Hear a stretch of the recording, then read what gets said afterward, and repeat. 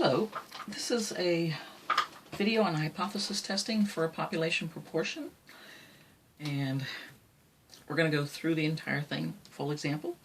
So an independent consumer company tests cars by crashing them into a huge pylon at 60 miles per hour. 18% of the cars tested are totaled, and the crash dummies sustain simulated fatal injuries. The car manufacturer redesigns the car's frame to reduce the fatalities. After the redesign, the company runs 140 crash tests on randomly selected cars, and 17 of the tests sustained fatalities. Has the redesign lowered the fatality rate of crashes for this car?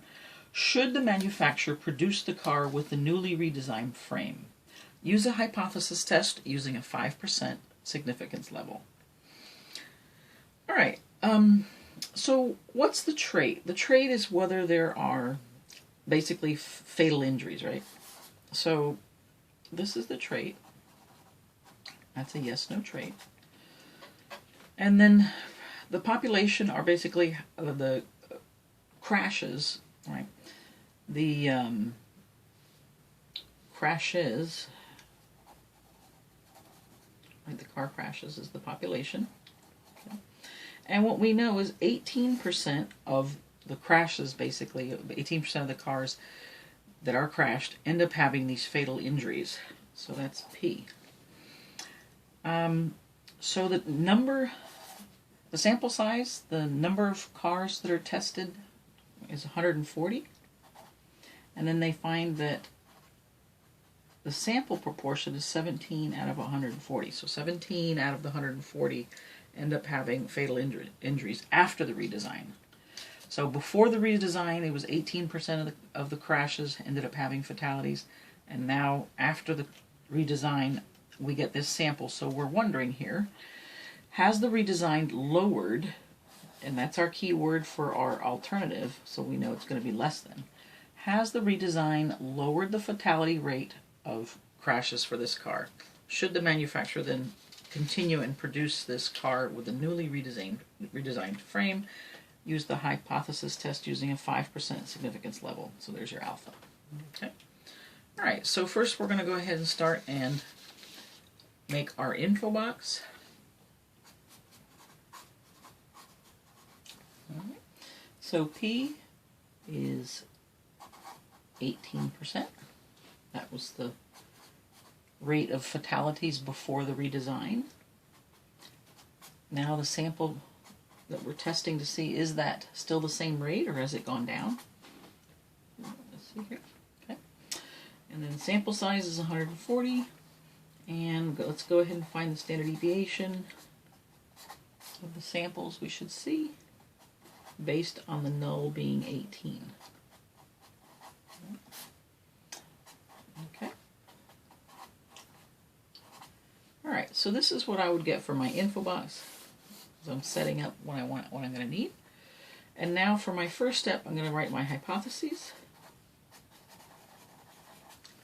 Alright, so again, the null and the alternative. And the null is also known as your claim. So capital H with a little subscript O, and capital H with a subscript A. And here we'd have P equals 18%. P is less than 18%. All right, now again, this, if we were to translate this, because we're going to end up using this later on, we always write our conclusions in terms of the alternative, never in terms of the null. So this would be the proportion or percent of all crashes,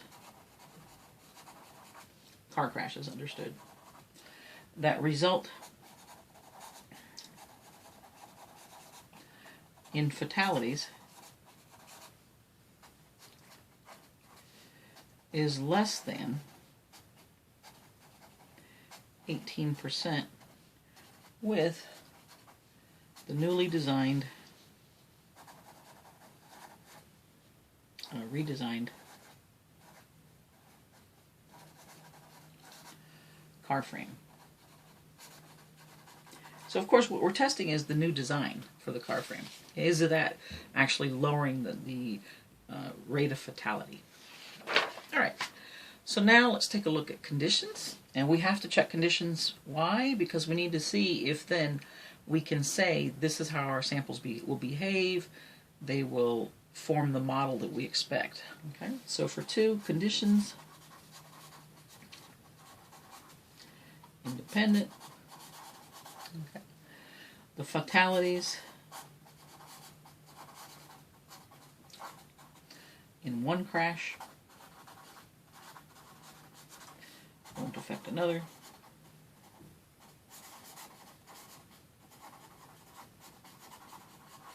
Right. Representative sample. Now remember, I'm using this for independent, by the way. You could use the sample size as less than 10% of the population. You can still use that.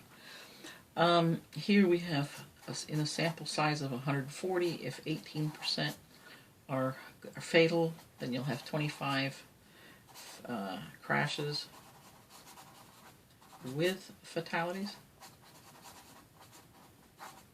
which is more than 10. And then 140 minus 25 would give me 115 that don't, and that's more than 10. And then we can say random sampling here.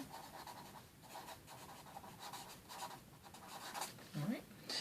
So this, now that we've checked conditions, we can say, oh, okay, well, remember, we know, we're assuming P is true until, proven otherwise. So if that's the center, and we know the sample size is 140, then I can say this is the standard deviation I'm going to see in the samples, right? Which we calculated was 0.032, which means now our distribution is going to be, this is the distribution of expected samples. Here we have 0.212, 0.244, 276, 0.148, 0.116, 0.084. Or if you happen to round to 0.03, you'd have 0.18, 0.21, 0.24, 0.27, 0.15, 0.12, 0.09. Okay. Now, so this is what we should see. If this is true, if our null is true, we know from the theory, because we met conditions, this is the distribution of expected samples we should see. Okay. So now we're going to test it with a sample. And the sample we got was 17 out of 140, which is 12%, which is going to be somewhere in here, like about here. And remember, that word lowered tells us the shade to the left. So here, like that. Okay. We find the z-score, right, for the sample value. How far is this value from the mean?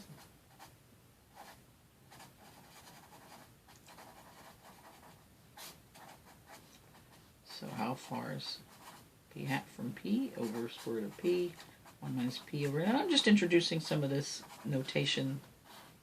Right.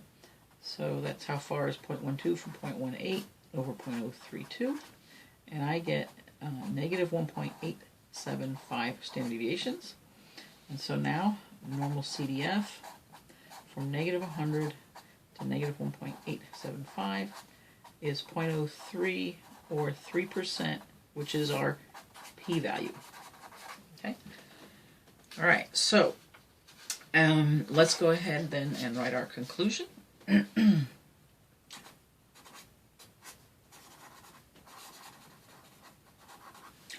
So the p-value comparison to the significant level. We were given 5%, and we got 3%, so that's p-value is less than significant level. So that allows us to reject the null, and then we write there is strong evidence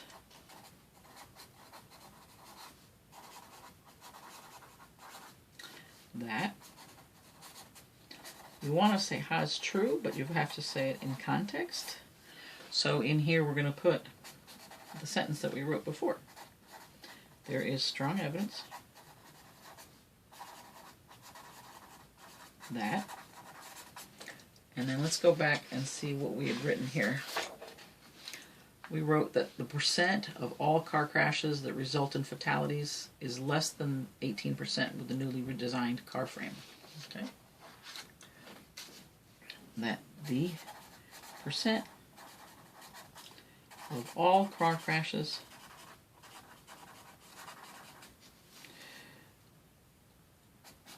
that result in fatalities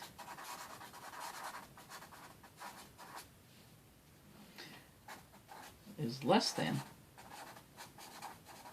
18% with the newly redesigned car frame. So the idea is, should they produce this car frame? Yes. Yes. Produce the new car frame, because we have shown that there's strong evidence that it actually has reduced it has resulted in lower fatalities, lower than the previous 18% that they were getting. Okay. So that concludes this video. Thank you for listening.